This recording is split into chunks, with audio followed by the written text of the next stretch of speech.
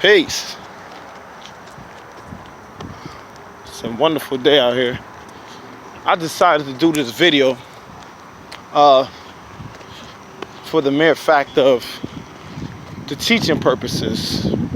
What I mean teaching purposes, I mean what has to be understood is, there's different methodologies and different approaches on how you teach people. But one specific aspect of teaching somebody, and like I said before, and I said this in the previous videos, knowing what they are mentally. Teaching somebody with a mental disability can be very difficult, especially if they've been through a lot of trauma and stress. And the thing about it is that, right, sometimes just as teachers, we feel like, this is gonna help, this is gonna benefit you if you grasp the concept the right way. However, there are factors that do play into the equation of having a mental disability, or a mental illness, I should say. Knowing that a person has a PTSD, has maybe multiple personality disorder, maybe manic, severe manic, depression, bipolar.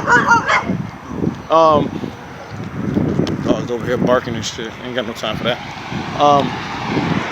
You gotta consider that and take that into consideration. Because one thing you don't want to do is you don't want to trigger nobody. You don't want to trigger anybody. You don't want to set nobody off.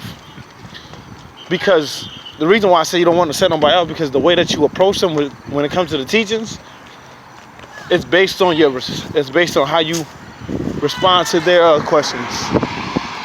It's based on how you respond. And based on how you respond, it's based on how they receive you. And I'm just being honest. So what I'm saying to you is this: you have to be very, very, very, very sensitive to their feelings. I don't care if it's a man or woman. At the end of the day, if they're going through a mental disability or mental illness, and you know this, you should be well aware and know how to deal with them on that level. You know what I'm saying? Let me tell you something. If you respond to them in a high-pitched voice, or they see that you're acting, your voice is a tone of aggression, I'm gonna be honest with you, they might not receive you. They might not, because what's gonna end up happening is they're gonna end up shutting themselves down and closing themselves out. Like, you know what, fuck it, I don't want to learn this, because the way that you're teaching me is making me feel like you're being a motherfucking dickhead to me, or asshole, and you're being a douchebag and shit. And I don't need that. You know what I'm saying? I need somebody to be considerate, understanding, and compassionate about my mental illness. My mental illness plays a major factor in my life. It ain't like I could just shut this shit off. And that's how, when it comes to teaching 120 to people with mental disabilities, you got to be very case sensitive, because like I said, it's on an individual basis, and you got to be careful on how you respond and how you deal with people that have mental illness.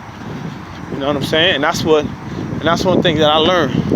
You know what I'm saying? When you in a community for the original people, or men and women that have mental disabilities, you got to be very careful how you treat them. Hey, dog, what's up?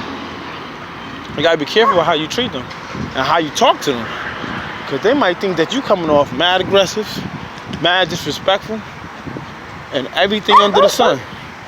Look at the dogs. Hi, dog. He barking and everything. But you gotta be very, very careful.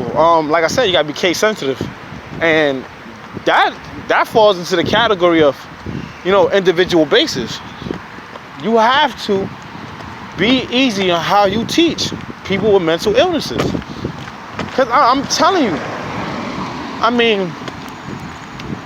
gonna give you a good instance. There was an instance in my life at one point where I was striving to teach somebody, and what ended up happening was they never really let me know or let me in on what was going on with them.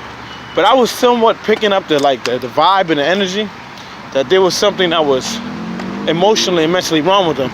Not saying that's a problem, but I ended up picking up the vibe where, I finally they finally end up letting me know that they have mental illness. They have manic and depression. So what I did was, as the individual that I am, was I asked them, are you ready to receive this type of knowledge that I have to offer you? And if not, just please let me know when you are, so that way I can teach you in a way where it can be conducive to your growth and development as a human being, or as an individual.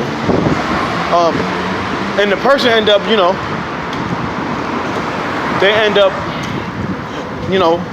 saying that, they needed some time and they need a mental break, because you gotta think about it, a person with mental illness, they don't get a mental break. You know what I'm saying? But what I can suggest is that, and I was told by this, was that if you meditate, it helps clear your mind.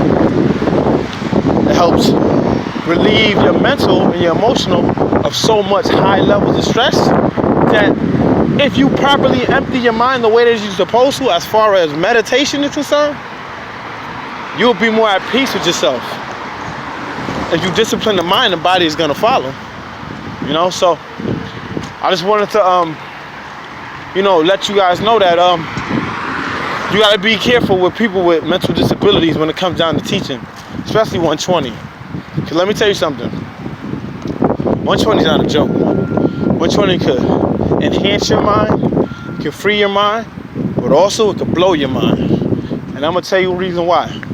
Because there's certain things that you never heard before. There's certain things that you read or you go over and you reiterate to yourself, and you're like, how is this possible? You know what I'm saying? And what is the reason that this is possible? So you gotta be very careful. Like I said, it can enhance your mind, it can free your mind, but also it can blow your mind. So one thing for sure, two things for certain, and three things you can guarantee. Watch how you respond to people that have mental illnesses, you know what I'm saying? And be very careful and case sensitive. Because you never know what that person's going through at that time.